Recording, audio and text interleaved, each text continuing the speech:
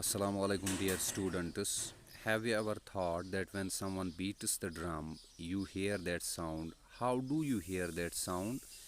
Well, you hear that sound because sound travels in the form of sound waves, unless and until it reaches to your ears.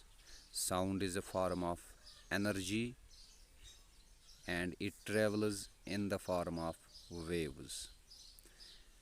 When we speak, we disturb the air molecules to produce waves, and these waves travel in the medium to reach our ears. Waves are produced when particles oscillate or vibrate into or forth motion.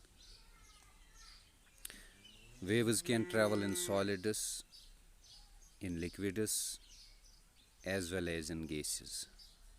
Thank you.